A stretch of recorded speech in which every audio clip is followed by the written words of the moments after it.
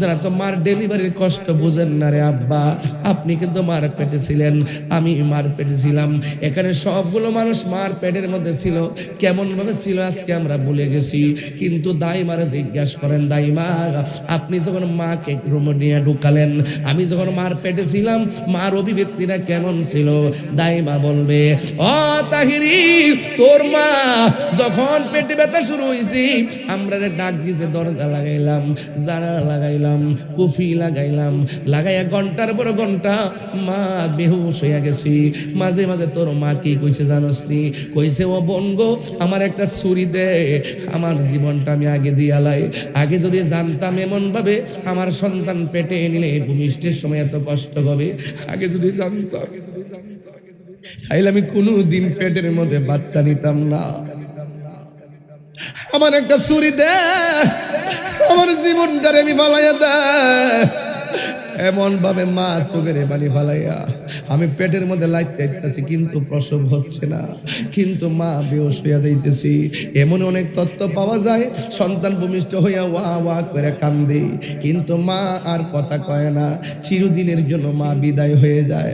ও নবীগঞ্জের বাবা, ও পাঞ্জারায়ের বন্ধুরা, পায়ে ধরে বইলা দিয়া যায়, আমি তাহিরি ওয়াজ যদি 30টা সেকেন্ডের জন্য ভালো লাগে, আপনারা মনে করবেন আমি হাসাহাসির বক্তা, একটু শুধুমাত্র আপনাদের সঙ্গে কথা বলি মনের মাধুরীতে, কিন্তু ওয়াজ যখন বসে যায় হাসি কান নামায় আমমতায় মানুষগুলো পাগল হইয়া যায়।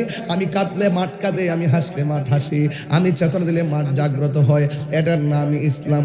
ইসলাম কখনো খানকায় থাকার নাম, ইসলাম আবার রাজপথে ময়দানে চাপিয়ে পড়ার নাক। কথা কন ঠিক না বে ঠিক রে বাবা? মা ডাক দিয়া বলেন, ও পৃথিবীর মানুষ, এমন অনেক তথ্য পাওয়া যায়, পাঞ্জারায় হয়েছে কিনা আমি জানি না, সন্তান ভূমিষ্ঠ হইয়া ওয়া ওয়া করে কান্দে, কিন্তু মা দুঃখিনী আর কথা কয় না। ও সখিনা, কথা কও না কেন? হাত লড়ে না, পা বলে না, মা দুঃখিনী চিরদিনের জন্য বিদায় হইয়া গেছে। এমন ইতিহাস সমাজে আছে না নাই? আল্লাহর হাবিব বলে, প্রসব বেদনায় যেই সমস্ত মহিলা প্রসব বেদনার সময়, সন্তান প্রসবের সময় মারা যায়, আমার আল্লাহ মহিলার দাম কেমন বাড়াই দে জাননি? আমার আল্লাহ রাব্বুল আলামিন এই মাটারে শহীদের মর্যাদা দান করে দেয়, অথচ আল্লাহ মাটারে বাঁচায় রাখে দেয় কেন? বেটিটা বাচ্চা রয়েছে। ডাক্তার কি বলে জানেননি? যতটুকু ব্যথা হইলে মা মারা যায়, এর চাইতে কয়েক গুণ বেশি বেশি ব্যথা হয়। আল্লাহ বাঁচায় রাখে দেখ কেন মা বাচ্চা থাকে, নাইলে তো বেঁচে থাকার কথা নয়। অথচ মা জানে পেটে বাচ্চা নিলে কষ্ট হবে, মা ভালো করে জানে 10 মাস 10 দিনের ভিতরে অনেক লাইতে খাইব, মা ভালো করে জানে প্রসব করতে গেলে মৃত্যু হয়ে যেতে পারে, মা ভালো করে জানে ডেলিভারিতে কষ্ট হয়, তাইলে সিজার করা হবে, মা এটা ভালো করে জানে। আমার সন্তানের জন্য মার ভালো পেটটারে কাইটটা ফেলায়। অনেকে বলে সিজার করে কোনো কষ্ট নাই, আর বেটা মার পেটটা ভালো একটা পেট, তোমার জন্য পেটটা কাইটা ফেলায়, সন্তানটারে সিজারে ডেলিভারি করে। অথচ ডেলিভারি যারা করে, সিজার যারা করে, মহিলারা জিগাইবা কেমনে সিজার করে?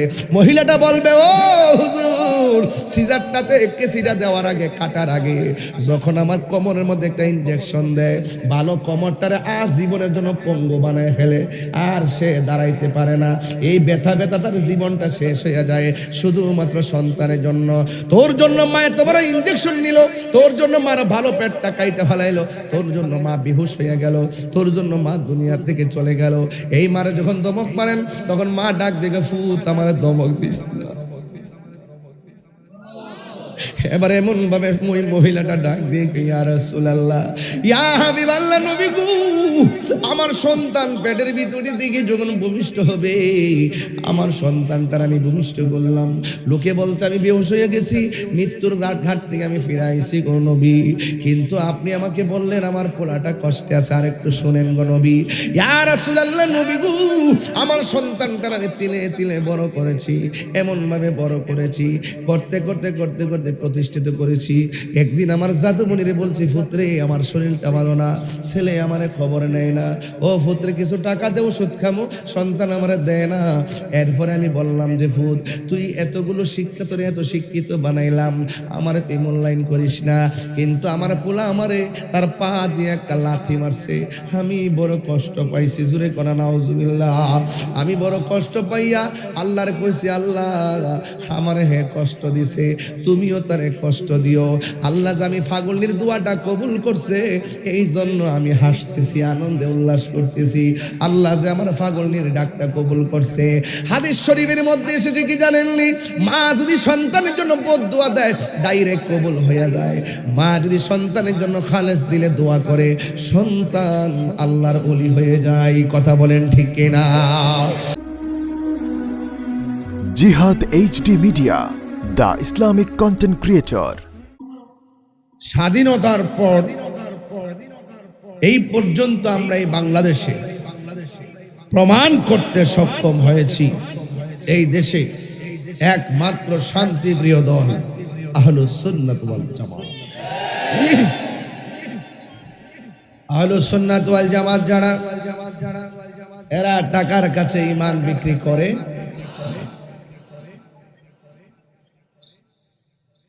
আহলুস সুন্নাত ওয়াল জামাতের প্রেমিকদেরকে ডলার খাওয়ায়া কালার পাল্টানো যায় না। এরা মাদানি রঙে রঙিন, ঠিক না বেঠিক? এই নবীগঞ্জ, হবিগঞ্জ, এই এলাকাগুলো আমি অনেক এসেছি।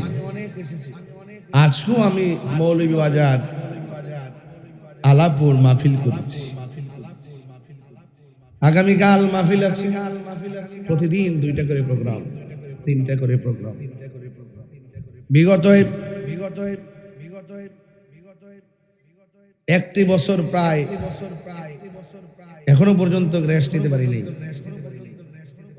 আর আপনারা আমাকে জানেন, চিনেন, বুঝেন, আমার পালসও বুঝেন।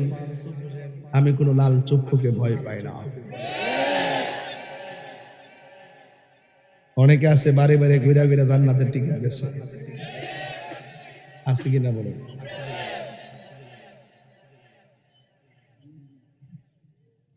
এই কথা কেন বলছি? কারণ আছে, যেহেতু আমি ধর্ম নিয়ে গবেষণা করি। ধর্মের জায়গা থেকে যারা ধর্মের অপব্যাখ্যা করবে তার প্রতিবাদ আমরা করবই। কথা বলেন ঠিক না বেটে?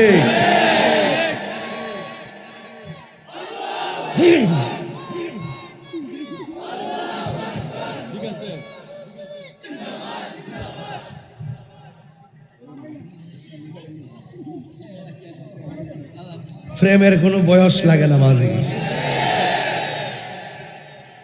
আচ্ছা, আবার আরো পরে দিবা। হ্যাঁ, আবার একটু পরে আরেকটা মারো না বাবা, একটু দুম ধরে বহ।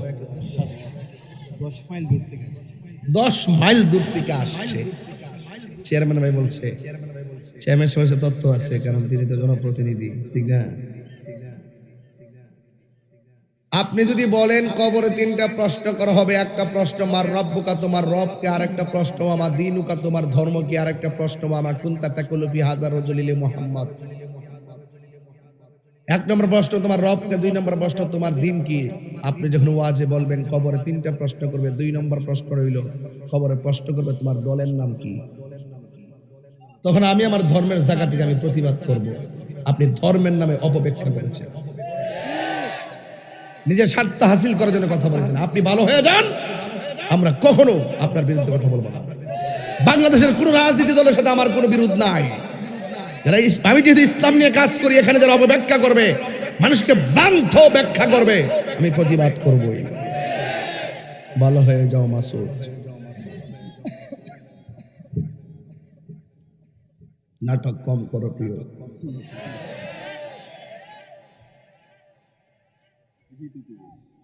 ঠিক না বেঠে? আমি সেই প্রথম থেকে এই পর্যন্ত, আমি এখনো পর্যন্ত কোনো নরম সুরে কথা বলি নাই। যেদিন থেকে দেখেছি 90টা মাজার আক্রমণ করেছে, আমার আজ বুঝার বাকি নাই।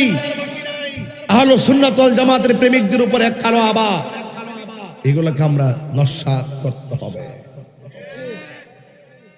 গাজীপুরে আমার মসজিদের ইমাম রহিসউদ্দিনকে প্রকাশ্যে মব ভায়োলেন্সে হত্যা করা হয়েছে। দিব্যি আসামিরা ঘুরে বেড়াচ্ছে, তাদেরকে গ্রেফতার করা হচ্ছে না। আমাদের বুঝার বাকি নাই।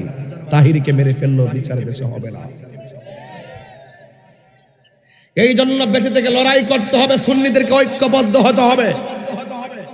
সুন্নিরা আগে বিভিন্ন ভাগে বিভক্ত ছিল, এখন কি সুন্নিরা 2 না 1? কিন্তু আপনাদেরকে নিয়ে আমি বড় চিন্তায় থাকি। আপনারা সময় মতো মাঠে থাকেন না, এই ওয়াজ দিয়ে কি হবে?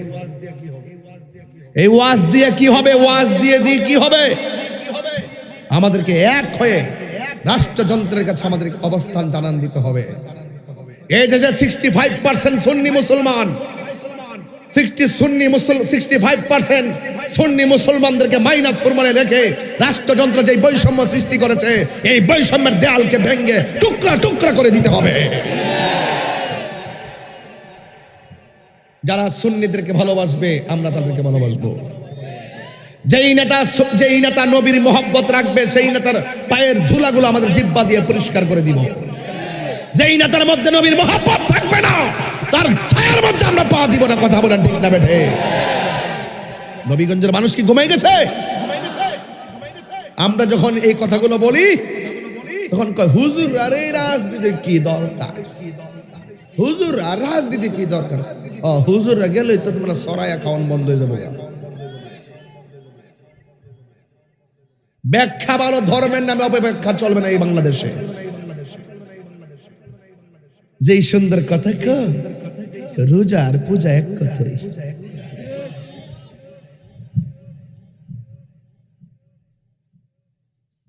এই দেশের সম্প্রীতির কথা একমাত্র আমি বলছি হিন্দু মন্দিরে যাবে, বৌদ্ধ পেগোড়ায় যাবে, খ্রিস্টান গির্জা যাবে, মুসলমান মসজিদে যাবে, যার যার ধর্ম পালন করবে, কেউ কাউকে হস্তক্ষেপ করবে না। তার পূজা সে করবে, আমার নামাজ আমি পড়বো, যার যার স্বাধীন মতো ধর্ম পালন করবে। আমি মুসলমান, আমার কাছ দিনের দাওয়াত দেওয়া। যদি কেউ হিন্দুর ভালো লাগে কালিমা পড়ে মুসলমান হবে, এটাই হলো কনসেপ্ট। 32টা দাঁতের ভিতরে চিপ পাঠা যেমন নিরাপদ, অন্যান্য ধর্মের মানুষগুলো আমাদের কাছে এর চাইতে বেশি নিরাপদ। এগুলো আমি কইছি, এগুলো আমি বলেছি মাঠে। আর এখন মোহব্বত উতলাইয়া পড়ে। এক হিন্দু হুজুর কিছু কিছু মোল্লার আমরা পূজার মধ্যে আয়া যেই ডিস্টার্ব শুরু করছে, আমরা ভালো করে নাচতে পারতেছি না। হুজুর বুঝছি বোর্ডের লাগিয়া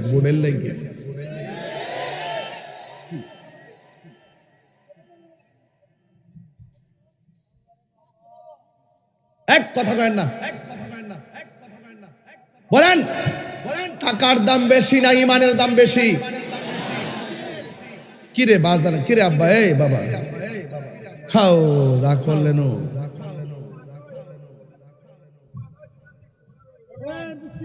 তুই বেশি বুঝিস না রে বেটা, তুই বেশি বুঝোস রে বেটা। বন্ধ কর মুরব্বী বেটা, বাপের বয়স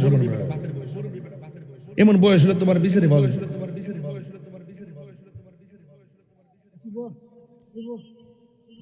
মারহাবা গন ভাইরা আমার, বলেন টাকার দাম বেশি না ইমানের দাম বেশি? 5,000 টাকা দিলে কি আপনি নবীরে গালি দিবেন? নিজের ব্যক্তি স্বার্থ হাসিল করতে গিয়ে কি ইসলামের বিরুদ্ধে কথা বলবেন? বলুন, অন্ধকার ঘর এটা কি নকল ঘর না আসল ঘর? এই ঘরে যারা গেছে তারা কি ফিরে আইছে? আমরা গেলে কি আর ফিরে আমু? আমার বক্তব্যের মধ্যে কেউ রাজনৈতিক বন্ধু খুঁজবেন না। আমি রাজনীতি আপনি যে করেন গা, ক্ষমতা 1 বছর জায়গা 20 বছর থাকেন, আমার আপত্তি নাই। কিন্তু আমি যেহেতু ধর্ম নিয়ে কাজ করি, এই ধর্মের মাঠ কাহারো মাধ্যমে কলুষিত হোক সেটা আমি চাই না। কথা বলেন ঠিক না বেটে? আমার যুবক ভাইয়েরা, আমার মুরব্বী বাবারা, পায়ের মধ্যে হাত দিয়া বলি, আপনারা জবান খুলে বলুন আসল ঘরের নাম কি? এই কবরে যারা গেছে তারা কি ফিরে আইছে? আমি গেলে কি আমি ফিরে আসব? না না, এই কবরে কেউ গেলে ফিরে আসবে না। মাথায় যেন কুয়াশা না পড়ে, উপরে একটা সামিয়ানা দিয়েছেন, ঘরে যেন কুয়াশা বৃষ্টি না পড়ে, ঘরের চাল দিয়েছেন, টিনের ছিদ্র দিয়া বৃষ্টি পড়লে ছিদ্রটা বন্ধ করে দেন।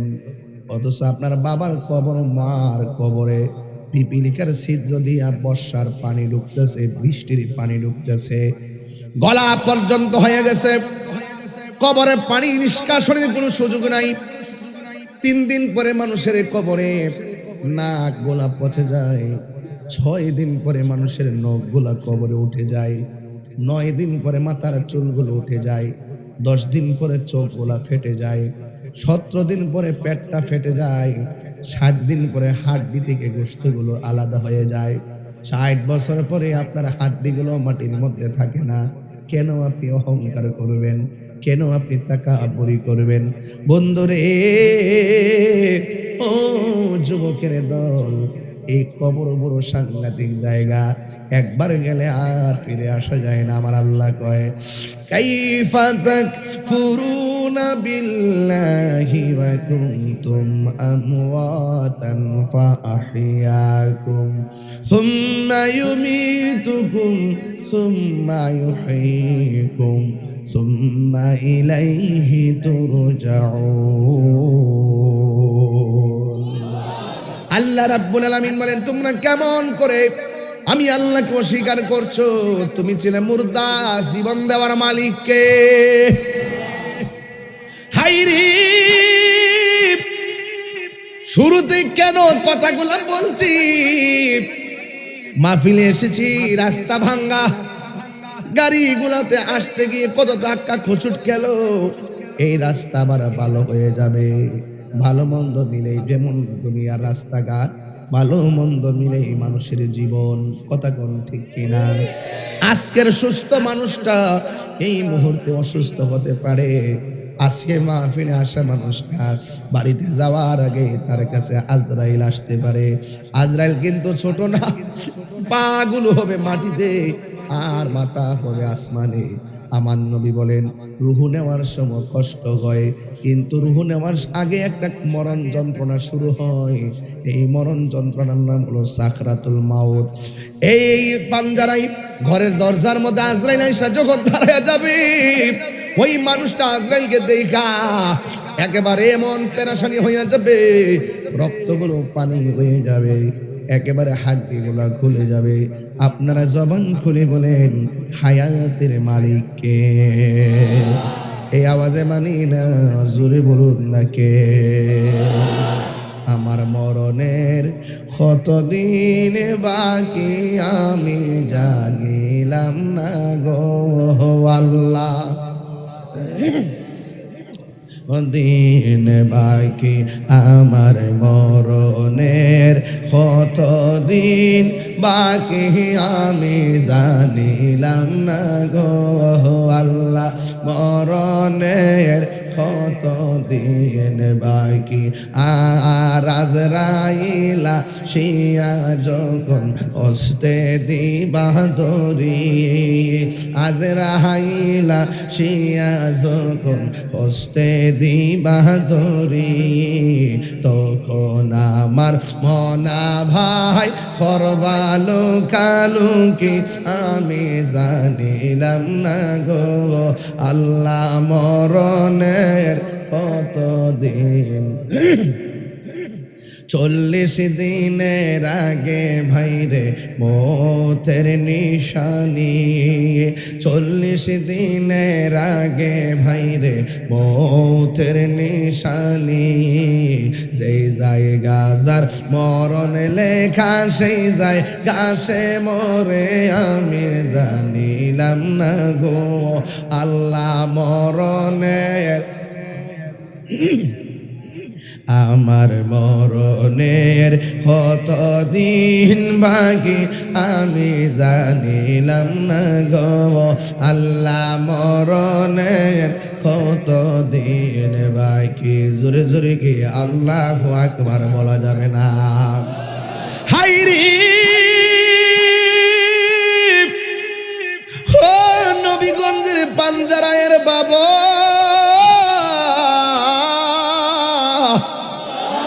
আসল গড়ের নাম কি?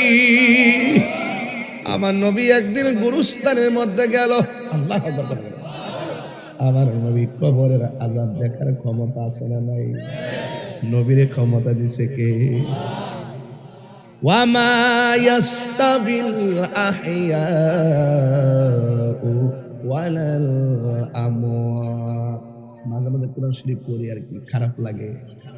আমি কিন্তু মূলত কোরআন হাফেজ না, অনেক ভুল হয়ে যায়।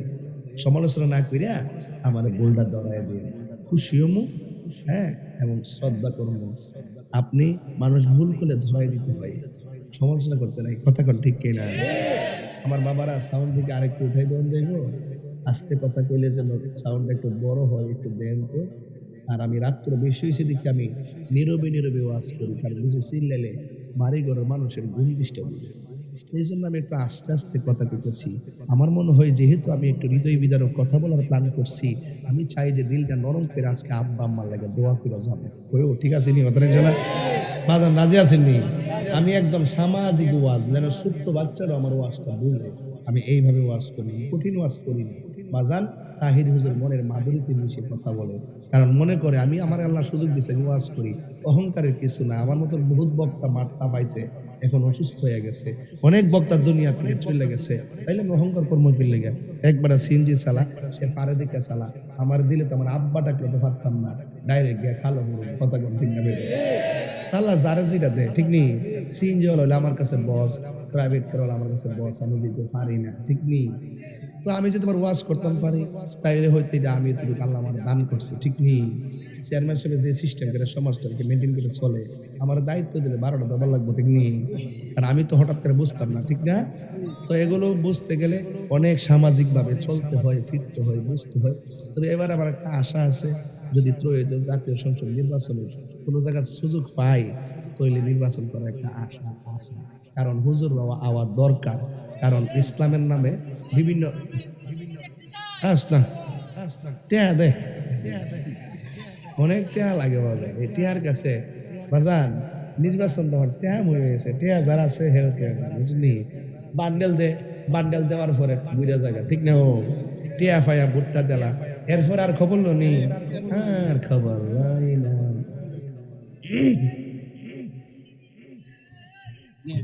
চেয়ার দেন বসতে জায়গা দেন বল। আচ্ছা এই কি ব্যাপারটা কি তা বুঝলাম না। আজকে সবার খিটখিটটা মেজাজ কিন লেগে, আমি এত ঠান্ডা, আপনাদের তো আরে কিসের ঠান্ডা, এটা একটা মহব্বতের সুর। এই যে নীরব হওয়ার, এটা একটা প্রেমের জগৎ, কথা কোন ঠিক না বেটি? ফারকে জান গা নিরিবিলি কথা কে বল লাগিয়া, আর ওয়াজ হইছে সিলে বলে শ্যামাসের গেঞ্জির অনেক সুন্দর লাগতেছে না? মানাইছি নি আল্লাহ, চেহারাটা যেমন সুন্দর, না না না সৈয়দ আওলাদ রাসূল মাশাআল্লাহ, আলহামদুলিল্লাহ, চেহারার মধ্যে ঝলক আছে, আলহামদুলিল্লাহ।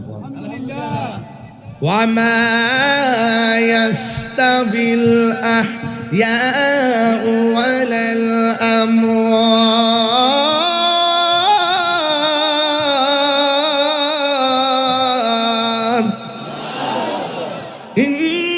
ইন্নাল্লাহা ইউসমিউ মান ইয়াশা।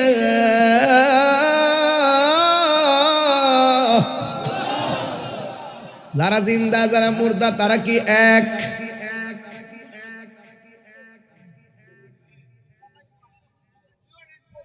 আরে আমার একটা অভ্যাস খারাপ, তো আমি যদি ওই কথা কয় আমি ওয়াজ করতে পারি না, আমার অভ্যাস। আপনার কথাগুলো ওই কোন কথাগুলো আমার কানে আওয়াজটা না আসে, ঠিক না? যারা মুর্দা যারা জিন্দা তারা কি এক? কি এক? এখন শীত লাগতেছে, কাপড়ের মধ্যে কি গায়ে কি লাগাইছেন? জ্যাকেট, ব্লেজার, জ্যাকেট তো ওই যে জাম্পারটি,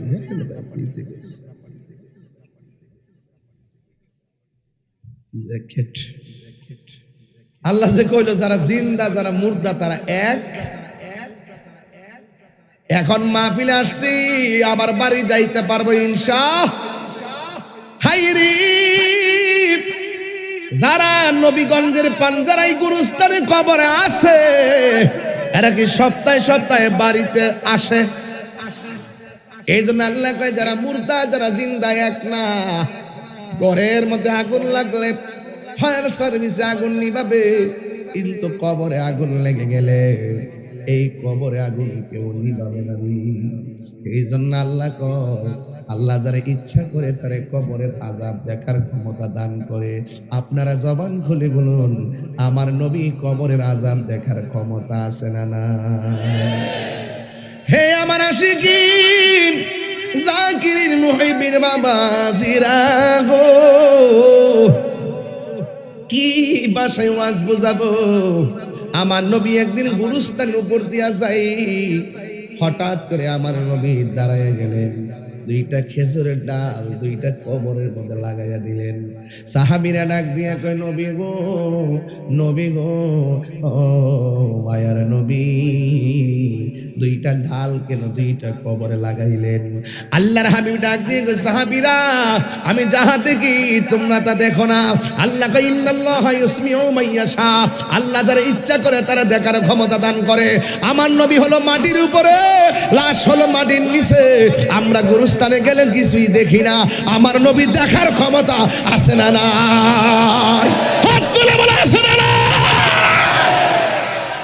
আল্লাহু আকবার। নবীকে সেই ক্ষমতা দান করছে কে? আর জবান খুলে বলো কে? এই জন্য আমার নবীরে প্রশ্ন করেন, ইয়া রাসূলুল্লাহ, ইয়া হাবিবাল্লাহ, নবী গো কেন আযাব হইতেছে? আমার নবী কয়, একটা কবরের মানুষ চুগলখুরি করত, আরেকটা কবরের মানুষ প্রস্রাব করে পানি নিত না। চুগলখোর আসেনি? মুনাফিক থেকে আরো সূক্ষ্ম নির্বাচন হইতেছে না?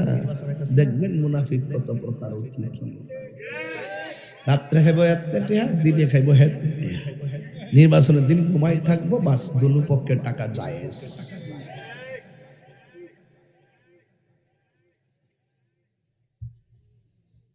ঠিক কি না? গোলালো গোলালো, কি হলো? গোলালো গোলালো। আন্ধারপুরের মানুষ আমি, আর আন্ধার ঘরের বাসিন্দা। ও আল্লাহ, আমি এক পাপিষ্ঠ বান্দা। ঠিক কিনা? ও আল্লাহ, রায় তৈলে ডরাই, পোহাইলে ডর বয়স কলি বুইলা যায়। ঠিক নি? ফেড়ে বেদনা হইলে আল্লাহ গো বাসা বাসা, ফেটটা বেদনা বালি গেলে গা যেইলাও সেই কুদু। আমি সৃষ্টি তুমি স্রষ্টা, আমার কি বা সাধ্য, যখন তখন উইরা যাইতে এই তাহিরি বাধ্য। যতই কাহিনী করি বাসার রাস্তা আছে। وما تدري نفس بأي أرض تموت।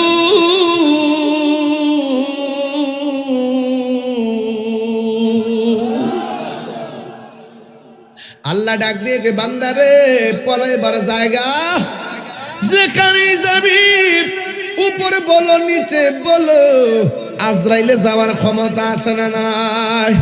নিচতলা তিনতলা বানাইয়া সব গেট গুট লাগাই রাখলেও ওই জায়গার ভিতরে আজরাইল যাওয়ার ক্ষমতা আছে না নাই? তাহলে বোঝা গেল বাঁচার কোনো রাস্তা নাই। আমি সৃষ্টি তুমি স্রষ্টা, আমার কি বা সাধ্য, যখন তখন উইরা যাইতে এই তাহিরি বাধ্য। সব ক্ষমতার প্রতিপাদ্য হর হামেশা গায়, সব ক্ষমতার প্রতিপাদ্য হর হামেশা গায়।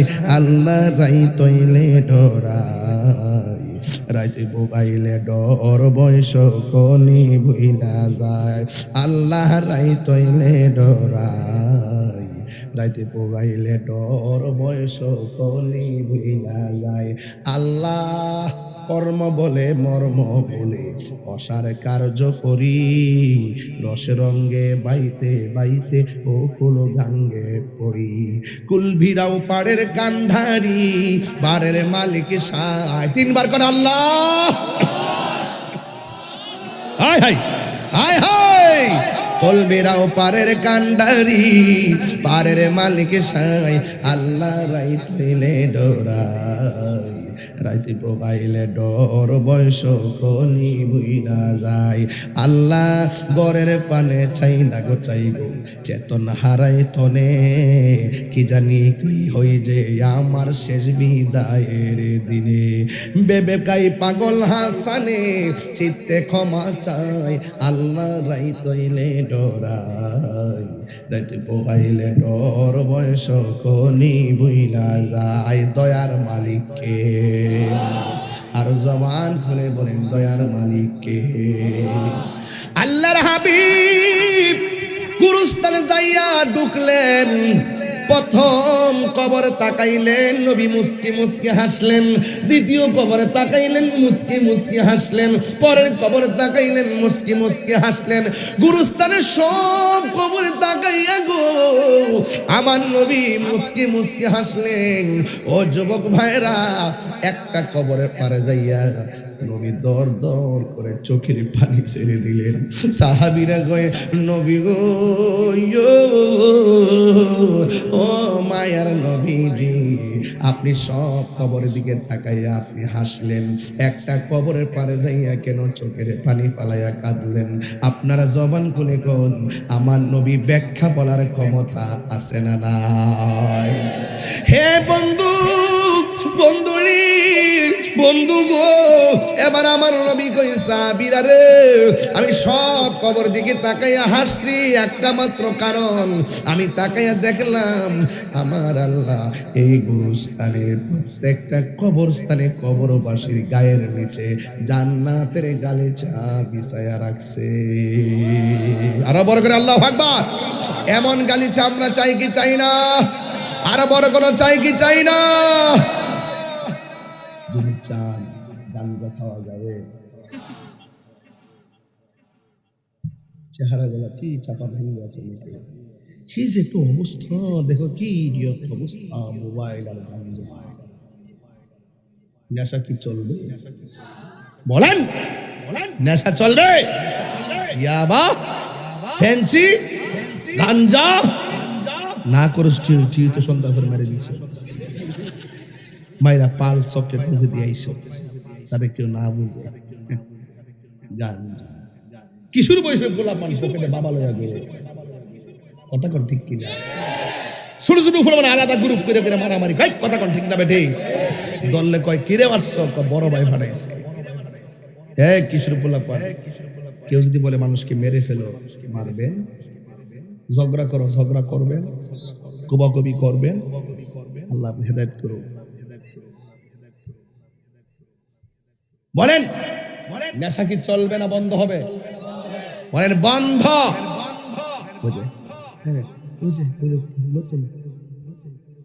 মানে আমার জীবনে দেখছি না, নেশা কি চলবে না বন্ধ? ওই যে টুটলো রে না বন্ধ, টুটলো রে না আবার কি কর না, নেশা কি চলবে না বন্ধ? এমনি করবে না বন্ধ। নেশা, ইয়াবা, ফ্যান্সি, গাঞ্জা, সুদ, সুদ করে আসেনি রে, সুদের ওয়াজ করতে খুবই মজা লাগে। একজন আমার হুজুর দেশের পরিস্থিতি ভালো না, সুদের ওয়াজ করেন না। আমি সুদের ওয়াজ না করে আপনি ৬,০০০ বছর বেঁচে থাকুন, আর আমি সুদের ওয়াজ করে 2 দিন পরে মরে যাইলেও আমার কোনো দুঃখ। সুদ যে হারাম, এটাকে আল্লাহর কথা না মোল্লার কথা? যেই মোল্লা আল্লাহর কথা বলতে ভয় পায়, এই মোল্লা হলো দালাল মৌলবী। কথা বলেন ঠিক কিনা? হাত করে বলো ঠিক কিনা বলো। আল্লাহু আকবার।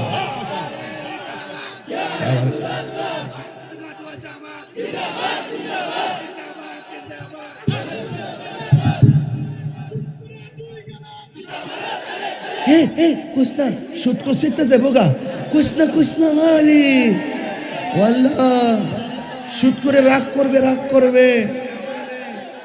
সুদ কি চলবে না বন্ধ হবে? সুদ যে হারাম, এটা কার কথা? সুদের 70টা গুনাহ আছে, সর্বনিম্ন গুনাহ হলো নিজের মায়ের সঙ্গে জিনা করা।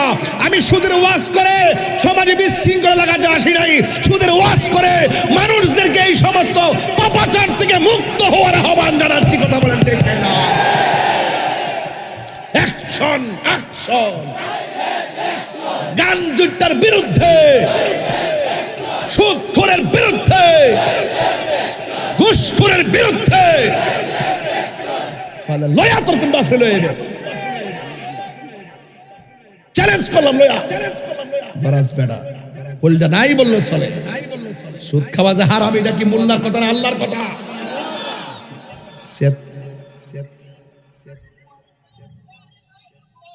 নে আজকে যে যে যে চিত্র তোমরা দেখাইছো ঠেলা ঠেলে করে ইতে কাম একটা কথা একবার বলে চলে, বলেন সুদ কি হালাল না হারাম?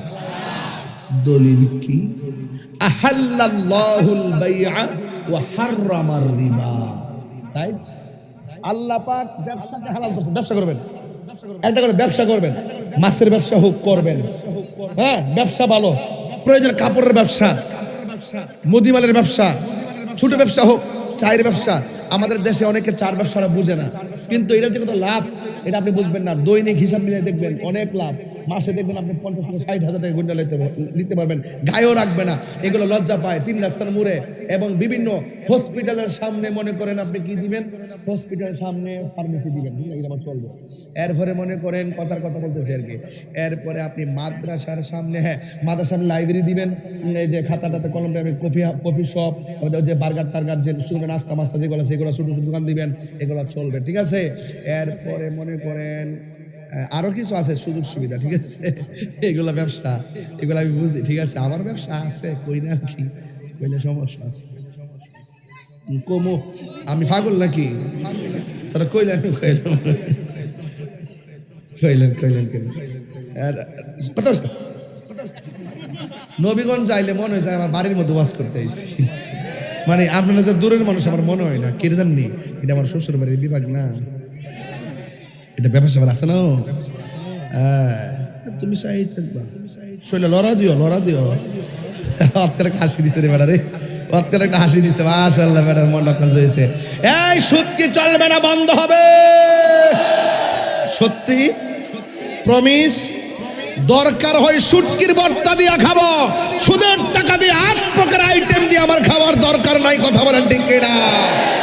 আরে ব্যাংকের ভিতরে সুদের টাকা না রাইখা উচিত টাকা দিয়ে সন্তানকে লেখাপড়া করাইয়া ওই ব্যাংকের সুদের টাকার মালিক না বানাইয়া সন্তানকে মানুষের মতো মানুষ বানাও, এই সন্তান কবরের পারে গিয়ে তোমার কবর জিয়ারত করবে। আমার ফুতে খাইবো কি, এর লাগে সুদের টাকা জমা দিয়ে গেছে, ওকে ফুলা সুদের টাকা নিয়ে মোটরসাইকেল চালাইবো আর কবরের মধ্যে তোমাকে জুতা দিয়া বাইরাইব।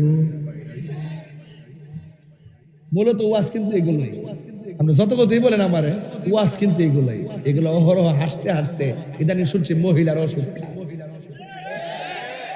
হাজারে কত রে, 500 মাথা ঠিক আছে নি, 100 না 100 200 হয়েছে, 700 কেমন দিত, হাজারে যদি 200 তুলে 10,000 কত, ছোট বাচ্চাকে 2,000 1,000 মর গিয়া। তাহলে সুদ যে হারাম, এটা কি মোল্লার কথা না আল্লাহর কথা? তাহলে আজকে থেকে ওয়াদ, আমরা সুদ খাবো, সুদের সাক্ষী হব, সুদের স্টাম্প লিখবো, বাস। এখন অনেকে কইবেন হুজুর ঘুষের কি শাস্তি? আর রাশি ওয়াল মুরতাশি কিলাহুমা ফিন্নার, যে ঘুষ খাইব যে ঘুষ দিব দুটোটাই সমান অপরাধী, কথা বলেন ঠিক না বেঠে? এখন বলে আমরা কি সুদ ঘুষ খাবো না ঘুষ দেব? খাবো না দেব? ও বন্ধুরে, গভীর মনোযোগ মহব্বত নিয়ে বসে যান। আমার নবী কবরের আযাব দেখার ক্ষমতা আছে না নাই? আল্লাহর হাবিব সব কবরে তাকায়া হাসলেন, একটা কবরে দাঁড়ায়া নবী চোখের পানি ফেলে কান্না করলেন। সাহাবীরা ডাক দিয়া কই, নবী গো, ও মায়ের নবী, সব কবরে তাকায়া আপনি হাসলেন কেন? কই সব কবরের গায়ের নিচে আমার আল্লাহ জান্নাতের গালিচা বিছিয়ে রাখছে। উম্মতের শেষ দিনে সুখ দেখলে বড় আমার কাছে শান্তি লাগে। এবার সাহাবীরা ডাক দিয়ে কই, ইয়া রাসূলুল্লাহ, ইয়া হাবিবাল্লাহ, নবী গো, ও মায়ার নবীজি, একটা কবরের দিকে তাকে আপনি কেন চোখের পানি ফেলে কাঁদলেন? আল্লাহর হাবিব ডাক দিয়ে কই, সাহাবীরে, আমি এই কবরের দিকে তাকাইয়া আমি দেখতেছি এই কবরের মানুষটারে আমার আল্লাহ জাহান্নামের আগুন দিয়ে এমন ভাবে জ্বালাইতেছে, তার কান্নার আওয়াজ দেখা আমার মায়া লাগে গেছে। উম্মতের জন্য নবী দেওয়া না কোনো সন্দেহ আসেনি। এবার আমার নবী সাহাবায়ে কেরামদেরকে ডাক দিয়ে বলেন, ও সাহাবায়ে কেরাম, একটা কাজ করো, বাজারে গিয়ে এলান করে দাও, এই গুরুস্থানে যত মানুষ আপনজন শুয়াইছে, এই গুরুস্থানটা নতুন গুরুস্থান ছিল, প্রায় 600 কবর হয়েছে। আল্লাহর হাবিব ডাক দিয়া বলেন, ও সাহাবীরা রে, এই গুরুস্থানে যার যে আপনজন শুয়াইছে, কেউ হয়তো ছেলে শুয়াইছে, বাবারে আসতে বলো, কেউ হয়তো ভাই শুয়াইছে, বোনের আসতে বলো, যারা এখানে কবরস্থানে মানুষ শুয়াইছে সবাই আসতে বলো। এবার সবাই আসলেন। সাহাবায়ে কেরাম মনে মনে কল্পনা করেন, সাহাবায়ে কেরাম মনে মনে কল্পনা করেন, সাহাবায়ে কেরাম মনে মনে কল্পনা করেন, আমার নবী ওই কবরের দিকে তাকায়া কাঁদছে, আমরা দেখবো ওই কবরের পারে কে আয়েশা দাঁড়ায়। আমার কথা বুঝতেছেন তো আপনারা? ওই পারে দেখবো কে আয়েশা দাঁড়ায়, অধীর আগ্রহে মানুষ দাঁড়ায় রয়েছে, আর সব কবরের পারে আপনজন আয়েশা দাঁড়াইছে। হুকুম করেছেন রহমাতুল লিল আলামিন, না আসার কোনো সুযোগ নাই। ওই মুহূর্তে আমার নবীর সাহাবীরা তাকায়া দেখতেছেন, আমার নবী যেই কবরের দিকে তাকায়া চোখের পানি মোবারক ছেড়ে কান্না করলো। ওই মানুষগুলো ওই কবরের পারে কে আসে, কিন্তু দিন শেষে দেখা গেল কোনো ছেলে আসে নাই, কোনো পুরুষ আসে নাই, কোনো মেয়ে আসে নাই, তবে একটা মহিলা আসছে। মহিলার বয়স অনেক বেশি, হাতের মধ্যে লাঠি নিয়ে কবরের পারে দাঁড়াইছি। এবার আল্লাহর হাবিব হাঁটতে হাঁটতে মহিলার কাছে গেলেন, যাইয়া ডাক দিয়ে কই, ও মা, মাগো, এই কবরে যিনি শুয়ে আছে আপনার কি লাগে? কই আমার সন্তান লাগে। ও মা গো, আপনি জানেননি আপনার সন্তানটা কবরে সুখে কিনা দুঃখে আছে? এই কথা বলার পরে মহিলাটা আশিকা রাসূল, মহিলাটা ডাক দিয়া কয়, ইয়া রাসূলুল্লাহ, কবরে কে সুখে কিনা দুঃখে আল্লাহ এবং তার রাসূল ছাড়া কেউ জানে না। এবার আমার নবী ডাক দিয়ে কই, মা গো, আমি সবার আনাইছি একটা কারণ, এই কবরের মস্তানে যা এই সন্তানের খবরটা কার? এই জন্য আপনি যেহেতু বলেছেন, শুনেন মা, আপনি জানেননি আপনার সন্তানরা কবরের ভিতরে কেমন আছে? এই আল্লাহ এবং নবী ভালো জানে। এই মা গো, আপনার সন্তানটা বড় কষ্টে আছে। আপনারা বলেন, আমার মা যদি শুনে কেউ আমার মাথা ফাটায় ফেলছে, আমার মা কি হাসবে না কাঁদবে? আমার মা কাঁদবে, আপনার মা কাঁদবে। সন্তান মারা গেলে মা কান্দে। আর আমার নবী যখন বললেন, মা গো, আপনার সন্তানটা কবরের ভিতরে বড় কষ্ট আছে, এই কথা শোনার পরে মা কান্দে না, মা কোনো ধরনের আহাজারি করে না। ওই মা দুঃখিনী মুস্কি মুস্কি আনন্দে হাসতেছি, আর লাঠিটারে মাটির মধ্যে এইভাবে লাড়া দিতেছি। এবার আমার নবী ডাক দিয়ে কই, মা, মা গো, মা, আপনি কেন কাঁদলেন না? আপনি কেন চোখের পানি ফেললেন না? সন্তানের কষ্টের কথা শুই না পৃথিবীর কোনো মায়ের মুখে হাসি আসতে পারে না। আপনি কেন কাঁদলেন না? আপনি কেন মুস্কে হাসি দিলেন? এবার মহিলাটা ডাক দিয়ে, কি ইয়া রাসূলুল্লাহ, আমি হাসতেছি কেন জানেননি? একটা মাত্র কারণে হাসতেছি, আমার সন্তান যেই দিন পেটের ভিতরে কনসেপ্ট হয়েছে, ওই দিন থেকে আমার মতো খুশি কেউ ছিল না। আমার সন্তান আমার পেটের মধ্যে লাথি দিয়েছে, আমি কষ্ট পেয়েছি, এরপর আমি খুশি থেকেছি একটা মাত্র কারণ, আমার সন্তানটা পেটে জিন্দা আছে, এই জন্য আমি আশার আলো দেখেছি। আমার সন্তানটা ভূমিষ্ঠ হওয়ার সময় এমন জোরে আমার লাগতে দিয়েছি, মনে হয়েছিল আমি দুনিয়াতে বিদায় হয়ে যাব। আপনারা তো মার ডেলিভারির কষ্ট বুঝেন না রে আব্বা, আপনি কিন্তু মার পেটে ছিলেন, আমি মার পেটে ছিলাম। এখানে সবগুলো মানুষ মার পেটের মধ্যে ছিল, কেমন ভাবে ছিল আজকে আমরা ভুলে গেছি। কিন্তু দাইমারে জিজ্ঞাসা করেন, দাইমা, আপনি যখন মাকে রুমে নিয়ে ঢুকালেন, আমি যখন মার পেটে ছিলাম, মার অভিব্যক্তিটা কেমন ছিল? দাইমা বলবে, ও তাহিরি, তোর মা যখন পেটে ব্যথা শুরু হয়েছে, আমরা ডাক দিয়েছে, দরজা লাগাইলাম, জানালা লাগাইলাম, কুফি লাগাইলাম, লাগাইয়া ঘন্টার পর ঘন্টা মা বেহুশ হইয়া গেছি। মাঝে মাঝে তোর মা কি কইছে জানোস নি? কইছে, ও বোন গো, আমার একটা ছুরি দে, আমার জীবনটা আমি আগে দিয়ালাই। আগে যদি জানতাম এমন ভাবে আমার সন্তান পেটে নিলে ভূমিষ্ঠের সময় এত কষ্ট হবে, আগে যদি জানতাম, তাইলে আমি কোনোদিন পেটের মধ্যে বাচ্চা নিতাম না। আমার একটা ছুরি দে, আমার জীবনটারে আমি ফালাইয়া দে। এমন ভাবে মা চোখের পানি ফালাইয়া আমি পেটের মধ্যে লাইতে যাইতেছি কিন্তু প্রসব হচ্ছে না, কিন্তু মা বেহুশ হইয়া যাইতেছি। এমন অনেক তত্ত্ব পাওয়া যায়, সন্তান ভূমিষ্ঠ হইয়া ওয়া ওয়া করে কান্দে কিন্তু মা আর কথা কয় না, চিরদিনের জন্য মা বিদায় হয়ে যায়। ও নবীগঞ্জের বাবা, ও পাঞ্জারায়ের বন্ধুরা, পায়ে ধরে বইলা দিয়া যায়।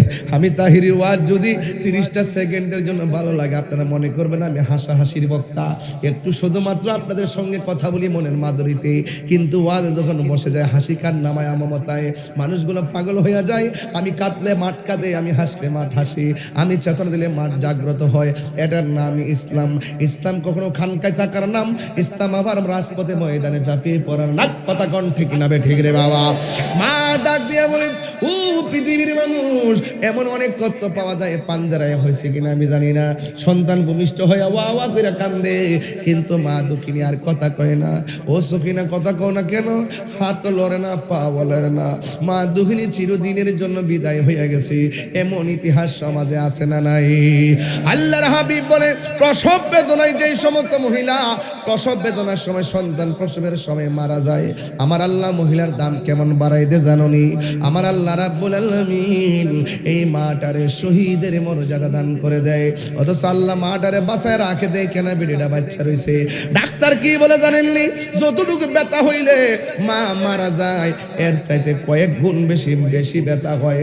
আল্লাহ বাঁচায় রাখে দেখ কেন মা বাচ্চা থাকে, নাইলে তো বেঁচে থাকার কথা নয়। অথচ মা জানে পেটে বাচ্চা নিলে কষ্ট হবে, মা ভালো করে জানে 10 মাস 10 দিনের ভিতরে অনেক লাইতে খাইব।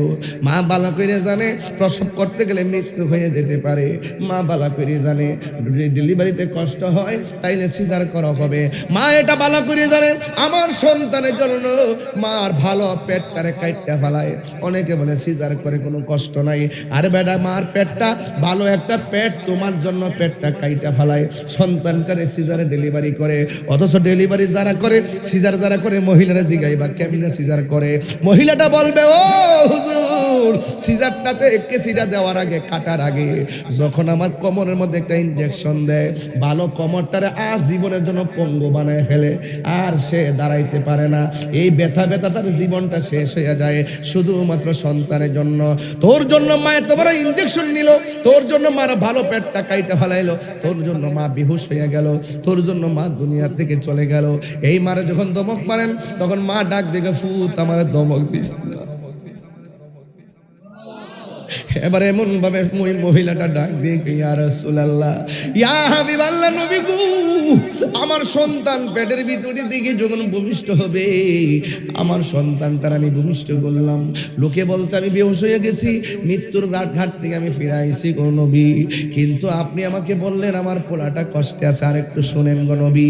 ইয়া রাসূলুল্লাহ, নবী গো, আমার সন্তানটার আমি তিলে তিলে বড় করেছি, এমন ভাবে বড় করেছি, করতে করতে করতে করতে প্রতিষ্ঠিত করেছি।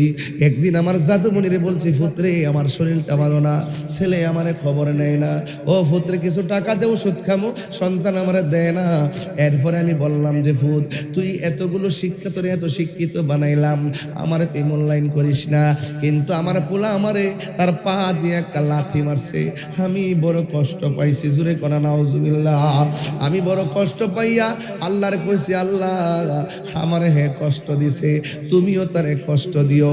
আল্লাহ যে আমি ফাগলির দোয়াটা কবুল করছে, এই জন্য আমি হাসতেছি, আনন্দে উল্লাস করতেছি। আল্লাহ যে আমার ফাগলির ডাকটা কবুল করছে। হাদিস শরীফের মধ্যে এসেছে কি জানেননি? মা যদি সন্তানের জন্য বদদুয়া দেয়, ডাইরেক্ট কবুল হয়ে যায়। মা যদি সন্তানের জন্য খালেস দিলে দোয়া করে, সন্তান আল্লাহর ওলি হয়ে যায়। কথা বলেন ঠিক কিনা? এবার নবী ডাক দিয়ে কি, মা তোমার সন্তানকে দেখে তুমি আসতেছো, আল্লাহ দোয়া কবুল করছে দেখে আসতেছো, জানোনি তোমার সন্তান কবরে কেমন ভাবে কাঁদতেছি? কই আমার জানার দরকার নাই। এরপরে আমার নবী 2টা হাত আল্লাহর দরবারে বাড়াইয়া দিয়া মহিলারে ডাক দিয়ে, মা আপনি একটু দাঁড়ান, আজকে নিজের চোখে দেখা যান আল্লাহ সন্তানটারে কেমন করে জ্বালাইতেছি। আল্লাহর হাবিব 2টা হাত আল্লাহর দরবারে বাড়াইয়া দিছে গো। আমার নবীর মতন মুস্তাজিব দাওয়াত পৃথিবীতে আর কেউ নাই। নবী বলছে আসমানে, ওই আবু জাহিল্লা বলছে, ও নবী তুমি যদি নবী হও আকাশের চাঁদ 2 ভাগ করো। আল্লাহর হাবিব আঙ্গুল দিয়ে ইশারা করছে, আকাশের চাঁদ 2 ভাগ হয়ে গেছে। সাহাবীরা বলে ইয়া রাসূলুল্লাহ যুদ্ধ করতেছি তলোয়ারটা ভেঙে গেছে। আল্লাহর হাবিব বলে হাতের মধ্যে খেজুরের ডাল নাও। খেজুরের ডালটা নেওয়ার পরে হাতের খেজুরের ডালটা তলোয়ার হয়ে গেছে। শুধুমাত্র তাই নয়, আসর নামাজের টাইমে হযরতে মৌলা আলী রাদিয়াল্লাহু তাআলা আনহু মুশকিল কুশা রাদিয়াল্লাহু তাআলা আনহুর উরু মুবারকে আল্লাহর হাবিব মাথা মুবারক রেখে ঘুমাইছেন। এই দিক দিয়ে আসরের সূর্য ডুবে গেছে। আবু হযরতে মৌলা আলী রাদিয়াল্লাহু তাআলা আনহুর চোখের পানি ফেলে কান্না করলেন। এক ফোঁটা চোখের পানি নবীর গাল মুবারকে পড়লেন। আল্লাহর হাবিব ডাক দিয়ে ও আলী, আসরের নামাজের টাইম হইয়া মাগরিব হয়ে গেল, তুমি কেন আমার ডাক দিলা না? ইয়া রাসূলুল্লাহ আপনি কষ্ট পাবেন, আরামের ব্যাঘাত ঘটবে এই জন্য ডাক দেই নাই। এবার আমার নবী কই ও আলী তুমি কেন কান্দো? কই নবী গো সূর্য ডুবে গেছে, আসর তো পড়তে পারি নাই, জীবনে তো নবী নামাজ কাজা করি নাই। আল্লাহর হাবিব ডাক দিয়ে কই ও আলী তুমি কি নামাজ পড়বা? কই হুন ইয়া রাসূলুল্লাহ কি নামাজ? কই তুমি কি আসর নামাজ পড়বা? ইয়া রাসূলুল্লাহ সূর্য তো ডুবে গেছে, আল্লাহর হাবিবকে তুমি পড়বা কিনা? কই ইয়া রাসূলুল্লাহ পড়বো। আল্লাহর হাবিব কই ও আসরের সূর্য, ও ডুবন্ত সূর্য, আসরের টাইমে যেই জায়গায় ছিলা আমার আলীর জন্য তুমি সেই জায়গায় চলে আসো। সুবহানাল্লাহ, জোরে বলো। আর বড় করে কন্যা সুবহানাল্লাহ। হ্যাঁ বন্ধু, তিনি হলো নবী। নবী বলে ও সাহাবীরা খেজুরের গাছটারা যায় বলে আমি নবী ডাকতেছি। খেজুরের গাছকে নবী বলে ডাকতেছে। সাহাবায়ে কেরাম কি ইয়া রাসূলুল্লাহ গাছের তো কান নাই, কি হবে? কয়ে যায় খেজুর গাছের যায় বলবা আমি নবী ডাকতেছি আমার কাছে আসার জন্য। আল্লাহর হাবিবের কথা শুনো, খেজুরের গাছের কাছে যায় বলছেন ও খেজুর গাছ আল্লাহর হাবিব তোমার ডাকতেছি। খেজুর গাছের জ্বর সিরা মিরা আমার নবীর সামনে হাজির হয়ে গেছি।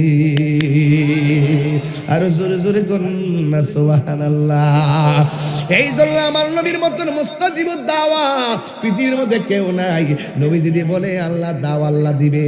শুধুমাত্র তাই নয়, কি বলবো বদরের যুদ্ধে নবী ডাক দিয়ে কয় সাহাবারা তোমাদের অসুবিধা আসেনি? সাহাবায়ে কেরাম বলে অসুবিধা আছে একটা। কয় কি? কয় কাফেররা যেখানে দাঁড়াইছে পিছন দিক দিয়ে সূর্য উঠছে, আমরা যেখানে দাঁড়াইছি আমাদের চোখের সামনে সূর্য উঠছে। এরা যখন আমরা আঘাত করে সূর্যের তাপের কারণে কিছুই দেখি না, আমরা মরে যাচ্ছি। আল্লাহর হাবিব দুইটা হাত তুলে কয় আল্লাহ আমার সাহাবীরা সূর্যের আলোর কারণে তাপের কারণে কিছুই দেখে না। এই কথা বলতে দেরি আমার আল্লাহ সূর্যের মুখের মধ্যে মেঘমালা দিয়া ছায়া দিয়া দিছি।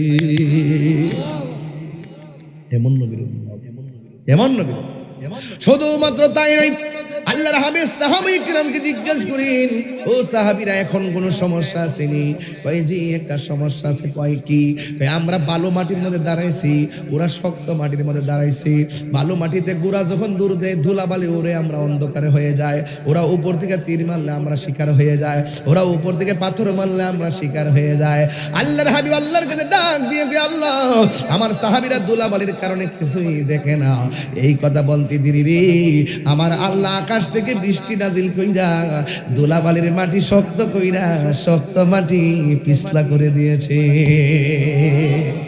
মুস্তাজিবুদ দাওয়া নবী যদি বলে আল্লাহ দাও আল্লাহ দেয়। শুধু তাই না তো, সাহাবায়ে কেরাম জিজ্ঞাসা করি আল্লাহর হাবিব বলে ও সাহাবায়ে কেরাম আর সমস্যা আসেনি? ওই একটা সমস্যা নতুন করে দেখা দিছে। ওই কি কথা? ওই দেখতেছি কাফেরদের পাশে আরো জানে কি দেখা যায়। আল্লাহর হাবিবকে কাফেরের পাশে জিন নামছে, জিন দেখা যায়। হুজুর ইয়া রাসূলুল্লাহ এমনি সংখ্যা হলে 1000, আমরা হইলাম 313 জন। তাইলে আবার যদি জিন নামে তাইলে আমরা ইসলামের পতাকা ধরে রাখবো কেমনে? ওই চিন্তা করো না আমি আছি। আল্লাহর ডাক দিকে আল্লাহ কাফেরের পক্ষে জিন নামছে, আমার মুসলমানদের পক্ষে কি নামাইবা? আমার আল্লাহ যে পাহাড়ের উপরে ফেরেশতা নাজিল করছে আমি সেখানে গিয়া দেখে আসছি আম্মারে লইয়া। নাকি আজাদ ভাই মনে আসেনি ভাই? আজাদ ভাই তো আমার সাথে ছিল ওমরাতে আমার আম্মারে নিয়ে। ওই যে সাদা সাদা যে পাহাড়টা, আল্লাহর হাবিব বলছে আল্লাহ ও আল্লাহ আমার সাহাবাদেরকে প্রোটেক্ট দাও। ওয়ালাকাদ নাসরাকুমুল্লাহু বিবদরি ওয়া আনতুম আযিল্লা। আল্লাহ তুমি প্রোটেক্ট দাও। বলতে দেরি আমার আল্লাহ আসমান থেকে ফেরেশতা নামাই দিয়েছে। যেই পাহাড়টা নামাইছে সেই পাহাড়টা আমি আর আজাদ ভাই নিজে দেখে আসছি। ফেরেশতা নাম ছিলেন আবু জাহিলরা যেখানে মারা হয়েছে এই জায়গাটা দেখে এসেছি। সাহাবায়ে কেরাম 14 জন সাহাবীর নাম মুবারক যে জায়গাটা অঙ্কন করে রেখেছে সেই জায়গা থেকে সালাম দিয়েছি। ওরা যেখানে শুয়ে আছে সেই জায়গাটা আমরা গিয়ে জিয়ারত করেছি। চিৎকার মেরে মারহাবা। এই জন্য আল্লাহর হাবিবের মতো মুস্তাজিবুদ দাওয়া, মুস্তাজিবুদ দাওয়া মানে হলো যা চায় তাই পায়। নবীর মতো কেউ নাই। জোরে বলুন সুবহানাল্লাহ। কষ্ট হচ্ছে বলে ওয়াজ বুঝতে অসুবিধা হচ্ছে এখন কিন্তু কোনো আওয়াজ আছে আমি যেদিকে যাই মার সেদিকে যাই আল্লাহু আকবার জোরে গন এবার আল্লাহর হাবিব কয় আল্লাহ মহিলাটা হাসতেছে তুমি দোয়া কবুল করেছো বলে আল্লাহ মেহেরবানি করে কবরটার একটু আলোক করে দাও এবার কবরটা মাঝখান দিয়ে ফেটে গেছে মহিলারা আল্লাহর হাবিব ডাক দিয়ে কই মা গো একবার দেখো না তোমার সন্তান কবরে কেমনে কাঁদতেছে একটা কথা মনে রাখবেন পাঞ্জারের বাবা আপনি মারে যতই কষ্ট দেন যদি আপনি খবর না নেন শুধু মার সামনে আইয়া আম্মা কইয়া ডাক দিলে মা দুঃখ ভুলে যায় আব্বা কইয়া ডাক দিলে বাবা দুঃখ ভুলে যায় ঠিক আল্লাহর হাবিব যখন কবরটার আলোক করলেন সন্তানটা কবরের ভিতরে এমন জোরে আগুনে পড়া চিৎকার মারতেছে ওই মহিলাটারে সন্তান যে মাত্র দেখাইছে বদদুয়া দেওয়ার সময় বদদুয়া দিছে সন্তানের কষ্ট দেখে মা পাগল হয়ে গেছে ও হুজুর কোন কি আমার পোলারে যদি এমন ভাবে মারবো আমি জিন্দিগি তো আমার পোলারে বদদুয়া দিতাম না হুজুর মেহেরবানি করে আমার পোলারে আল্লাহ বাঁচাইতে বলেন এবার আল্লাহর হাবিব কয় মা তোমার পোলারে ক্ষমা করে দাও তাইলে তোমার সন্তান বেঁচে যাবে এবার আল্লাহর কাছে ডাক দিয়ে কয় আল্লাহ আমার পোলা আমার যে কষ্ট দিছে আমার মনে আজকে কষ্ট নাই তুমি মনিব তারে মাফ করে দাও সাথে সাথে আমার আল্লাহ কবরের ভিতরে জান্নাতের গালিচা বিছাইয়া দিয়েছে এই জন্য আমার যুবক ভাইয়েরা সব সময় আল্লাহর কাছে বলবেন কোন গজলটা জানেননি সব সময় যে গজলটা বলবেন মা তুমি আমার আগে যেও না গো মরে মা তুমি আমার আগে যেও না গো মরে আমি কেমন করে দেব মাটি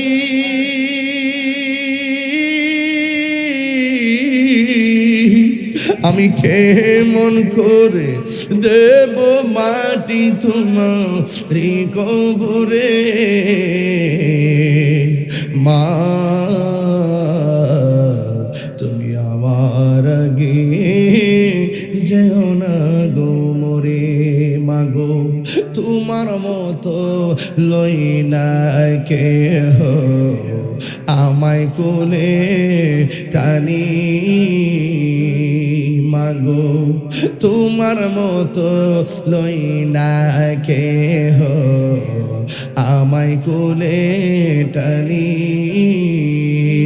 আঁচল দিয়ে মুছে নাকি আঁচল দিয়ে মুছে না কেউ আমার চোখের পানি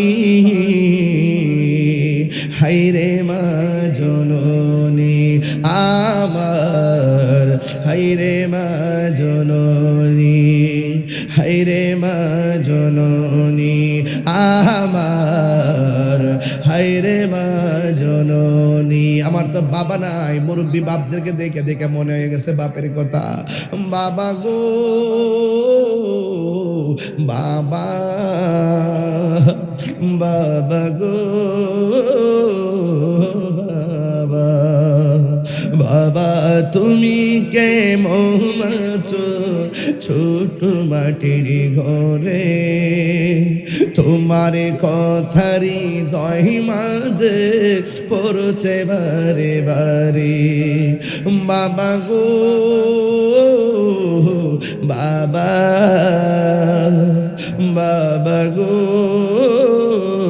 বাবা কত আদর কত স্নেহ তোমার কাছে পেলাম সব কিছু হারিয়ে আজকে নিঃস্ব হয়ে গেলাম কত আদর কত স্নেহ তোমার কাছে পেলাম সব কিছু হারিয়ে আজকে নিঃস্ব হয়ে গেলাম ভালো ভালোবাসি তোমায় বাবা বুকটা যে যাইছি রে ভালোবাসি তোমায় বাবা বুকটা যে যাইছি রে তোমার কথারে দই মাঝে পড়ছে বারে বারে বাবা গো বাবা বাবা গো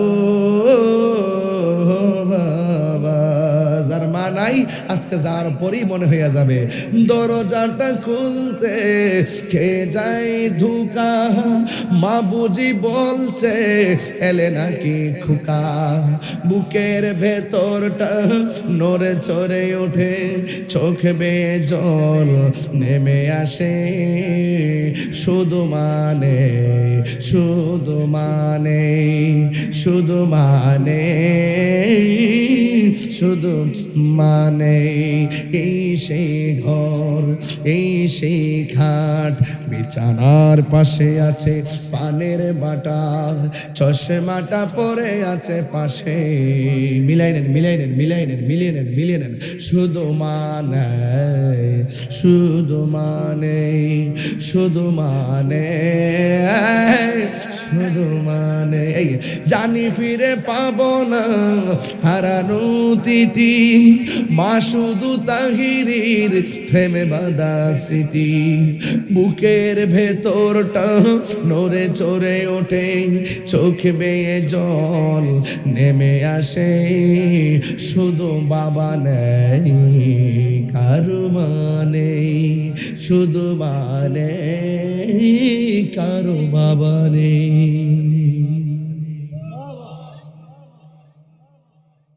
ওই মা বাবার খেদমত আমরা চাই কি চাই না তাহিরের ওয়াজ যদি মাত্র 30 সেকেন্ডের জন্য ভালো লেগে থাকে আজকে থেকে ওয়াদা আমরা মাকে বাবাকে যত কষ্ট দিছি রাত্রে যায় মারে কদম ধরে মা আমার মাফ করে দাও ওই দোয়াটা আমার জন্য করো যে দোয়া করলে আমি ওলি হতে পারবো ওই দোয়াটা আমার জন্য করো যে দোয়া করলে আমি মদিনায় যেতে পারবো মা বাবার দোয়ার মাঝখানে কোনো পর্দা আছে জবান খুইলা কোন কবুল করার মালিক কে এই আওয়াজে মানি না সুরে বলেন কবুল করার মালিক কে মা বাপরে কান্দে তাহিরের কাছে মুরিদ হইয়া বাড়ির মধ্যে গরু লইয়া যায় কইবা আব্বা গরু আনছি তোমার মতো মুরিদ তাহিরের দরকার নাই মা বাপরে কষ্ট দিলে আমার দরবারের বারান্দায় যাবা না যেই পিসাব বলবে মা বাপের খেদমত লাগতো না এটা পিসাব না এটা বেঈমান কথা বলেন ঠিক কিনা বলেন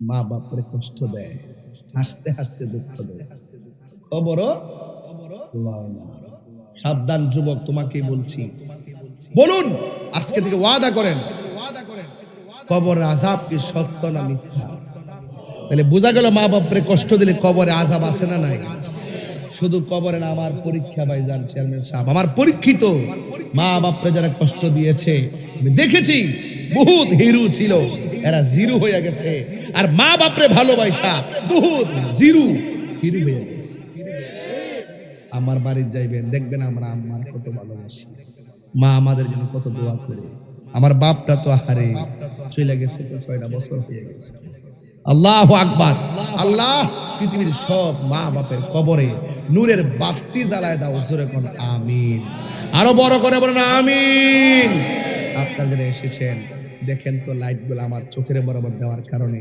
আপনাদের চেহারাগুলো আমি দেখি না আপনাদেরকে অন্ধকার অন্ধকার লাগতেছে তবে লাইটগুলো খুব সুন্দর হয়েছে তবে মোবাইলে লাইটটা জ্বালাইবেন জ্বালায় এমনি একটু ধরবেন আর মার গজলটা গাইবেন এইভাবে যেন ঘরটা আলোকিত হয় এইভাবে মোবাইলটার দিকে ফ্ল্যাশ লাইটটা জ্বালান তো দেখি সবার চেহারাটা একটু দেখি একটু হাত লড়াই লড়াইয়া বিদায় বেলায় মার গজলটা গাইবেন রাজি আসেনি সবাই ইনশাল্লাহ আমা কেন এত দামি জানে না সকলে বলো মা কেন এত দামি জানে না সকলে জানতো যদি পড়তো দেখে কোরআন হাদিস খুলে একটি হজের সওয়াব মিলে একটি হজের সওয়াব মিলে মাকে একবার দেখিলে দেখিলে মা কেন এত দামি জানে না সকলে বললো মা কেন হাত লড়বে তো এত দামি জানে না সকলে দুটি বছর পান করালো মায়ের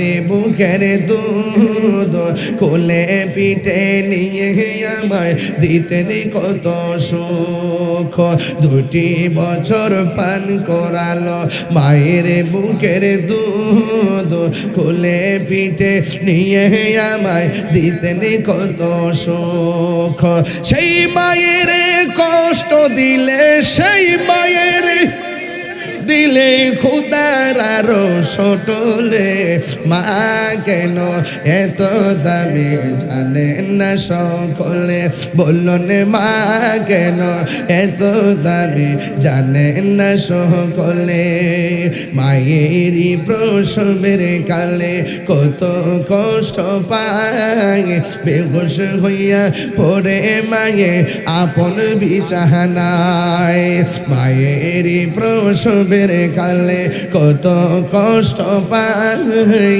বেহুশ হইয়া পড়ে মায়ে আপন বিছানায় সন্তানের নিয়া কুলে সন্তানের নিয়া কুলে প্রসবে তা ভুলে ভুলে মা কেন এত দামে জানেন না সকলে বলুন মা কেন এত দামে জানেন না সকলে জানতো যদি পড়তো দেখে কোরআন হাদিস খোলে একটি হজের সওয়াব মিলে একটি হজের সওয়াব মিলে মাকে একবার দেখিলে মা কেন এত দামি জানেন না সকলে বলুন মা কেন এত দামি জানেন না সকলে মা গো বলো না মদিনা কত দূরে সে তাই আমি যাব কেমন করে শুনেছি সেথাই নাকি শুনেছি সেথাই নাকি দয়াল নবী আছে রে মা গো বলো না মদিনা কত দূরে মার চেহারার দিকে তাকাইলে কবুল হজের সওয়াব হবে যদি বলুন না সুবহানাল্লাহ তাহলে ওই মা বাবার খেদমত আমরা চাই কি চাই না কারা কারা চান একটু হাত তুলে দেখেন বাজান কয়েকটা বিষয় আজকে ওয়াজ করেছি 1 নম্বর কবরের কথা বলেছি 2 নম্বর সমাজতান্ত্রিক অনেক কথা বলেছি মাদকের কথা বলেছি মা বাবার খেদমতের কথা বলেছি আর বর্তমান বাংলাদেশের প্রেক্ষাপটে কেন এই দেশে অশান্তি হচ্ছে সেটার কিছু কারণ উল্লেখ করেছি হারামের মধ্যে কোনো আরাম আরো জোরে করে হারামের মধ্যে আরাম নেই এই জন্য আমরা আজকে থেকে ওয়াদা করব আমরা প্রয়োজনে শুটকির ভর্তা দিয়ে খাবো কিন্তু হারাম খাবো না আল্লাহ রাব্বুল আলামিন আমাদের সকলকে বুঝার তৌফিক দান করুন বলুন আমিন।